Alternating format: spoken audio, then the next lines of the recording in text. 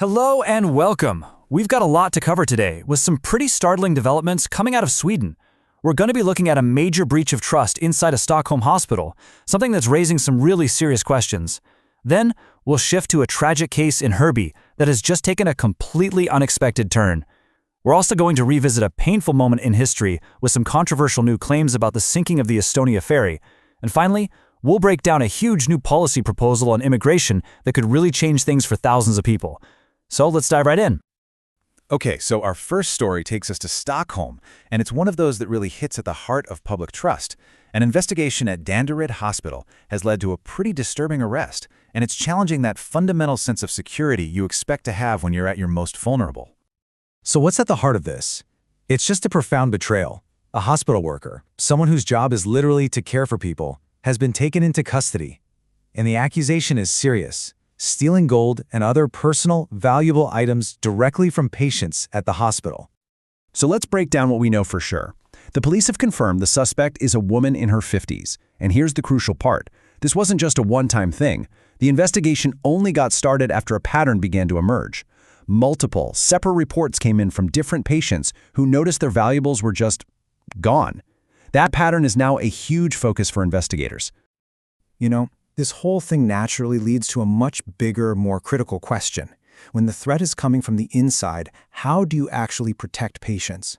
This one case has really put internal security procedures under a microscope, and experts are already calling for much tighter oversight to stop this kind of thing from ever happening again. All right, from the capital, we're now moving south to the town of Hörby, where a deeply tragic and sensitive investigation has just taken a really significant and frankly unexpected turn. There was a press conference today that has sent absolute shockwaves through the local community. Investigators announced a complete 180 in how they understand the events that led to the deaths of a mother and her little boy. What they revealed has totally changed the focus of this entire case. The turnaround here has just been so dramatic. At first, a man was considered the main suspect, but as of today, authorities announced he has been completely cleared of any suspicion. Now the investigation is shifted entirely, and they're working under the tragic theory that the woman may have been responsible for not only her own death, but her son's as well. In the wake of this, the focus is also shifting to the social safety net. Authorities have put out a statement saying they're going to do a full review to figure out if the family was getting the support services they needed. The question is no longer just what happened, but could anything have been done to prevent it? We're going to stay in the south of Sweden now and head over to the city of Malmö, where police are piecing together a violent incident that happened inside a private apartment just this morning. So here's the breaking headline. Police got an emergency call, and when they arrived, they found 3 people with significant stab wounds. The whole thing took place inside a residence, and a suspect is now in police custody. Okay, so here's the sequence of events as we understand it right now. 3 people were injured, but in a really critical move, one of the victims managed to actually get out of the apartment and call for help. That call led to a very quick police response, which ended with the suspect being arrested right there at the scene. So, with the suspect now in custody, the big question for investigators is why? What was the motive? They're working hard to figure out the relationship between everyone involved and to determine if this was a domestic dispute, maybe something gang-related, or if it was sparked by some other kind of conflict. All right, we're going to shift gears now. We're moving from today's breaking news to a story that reaches back decades, and it's reigniting a really painful national memory. New claims have come out about one of Europe's worst ever maritime disasters, and they're proving to be incredibly controversial.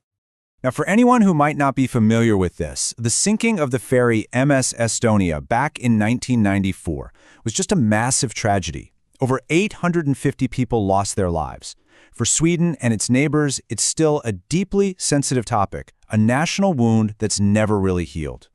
So what's this new controversy all about? Well, it really boils down to 2 completely conflicting stories. A private investigation has put out a report with a pretty startling claim that the ferry might have hit some unidentified object before it sank. But Sweden's official accident investigation authority has come out and strongly refuted this, saying the private report just isn't credible, and that's some major flaws in its methodology. This very public disagreement has thrown the whole debate wide open again. From a debate over a historical tragedy, we're now turning to a major policy proposal from the Swedish government that is very much focused on the future, and it's one that could really change the lives of thousands of families. And it all kicks off with this number right here, 30%. That's the proposed increase to the income requirement for people in Sweden who want to bring their family members over from other countries to come live with them. But listen, this is about more than just raising a number. As you can see, the very definition of what counts as income is set to change. Right now, certain unemployment-related benefits can be used to meet that financial requirement. But under this new proposal, they wouldn't count at all. That's a huge shift in policy. So when is all of this supposed to happen? Well, it's not immediate. The government just announced the proposal. If it moves through all the legislative steps and gets approved, these much stricter rules could potentially come into effect sometime in 2027. And we have to be really clear about the potential impact here. This isn't just some abstract policy debate. If this gets approved, it's going to directly affect thousands of families. And it could make it much, much harder, maybe even impossible, for them to reunite here in Sweden. Okay, to finish up, let's do a quick-fire round of the other big headlines making news across Sweden today. In crime news, a man was shot in Järfälla, and a suspect has been arrested for attempted murder. Turning to the economy, a new report shows that prices for basic foods have jumped by as much as 71% in just 5 years. That's really hitting people's wallets. In politics, the EU has finally closed the case against Sweden that's been going on for 15 years over its controversial wolf hunting policies. And finally, in sports, the women's national football team has slipped to 5th in the latest FIFA rankings. And Swedish NBA star Paul Larsson is going to be out for about 2 weeks with an ankle injury. So, when you just take a step back and you look at all these stories together, a crisis of trust, a hard look at the social safety net, a debate over history, and a major shift on national policy, it really paints a complex picture, doesn't it? It all leads to a pretty crucial question. How is a country like Sweden trying to balance its long-held values with the new and very complex challenges of today?